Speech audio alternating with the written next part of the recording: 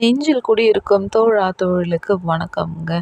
டாக்டருவே கைவிட்டுட்டாங்க. சொந்தக்காரும் கைவிட்டுட்டாங்க. அந்த குழந்தைய யாருமே காப்பாத்தலன்ற ஒரு சூழ்நிலையில, அந்த தாய் எப்படி சொல்றது? விஜய் அண்ணாவோட ஆஃபீஸ நோக்கி போயிருக்கிறாங்கங்க. ஏன்னா, அந்த ஒரு ஊசியோட விலை ரொம்ப விலை உயர்ந்ததுங்க. 16 கோடிங்க.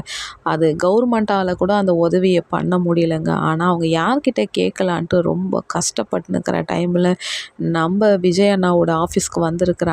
அங்க அந்த குஷி ஆனந்த் சார்கிட்ட சொன்னபோது, சரி நாங்கள் இதோட டீட்டெயில்லாம் பார்க்குறோன்ட்டு, அங்கே அந்த குழந்தைக்கு மேற்கொண்டு அந்த குழந்தைக்கு உதவி பண்ணியிருக்கிறாங்கங்க. எப்படியெல்லாம் கடவுள் யார் ரூபத்துலயாவது வருவாங்கன்னு சொல்லுவாங்க பார்த்தியா, அதுதான். இன்னைக்கு விஜய் அண்ணாவோட ரூபத்தில் அந்த 16 கோடியை சொல்லக்கூட முடியலைங்க. அவ்வளோ பெரிய பண்டை விஜய் அண்ணா அந்த குழந்தைக்கு கொடுத்து, இன்றைக்கி அந்த குழந்தைக்கு ஊசி போட்டுருக்கிறாங்கன்னா, அது எல்லாமே விஜய் அண்ணாவில் மட்டும்தாங்க முடியும். ஏன்னா ஒரு மனுஷன் ஒருத்தவங்களை எப்படியெல்லாம் நேசிக்கிறதுக்கு இது ஒரு சாட்சிங்க. அந்த குழந்தைய அண்ணன் உயிர் வாழ வச்சிருக்கிறார். லைக் பண்ண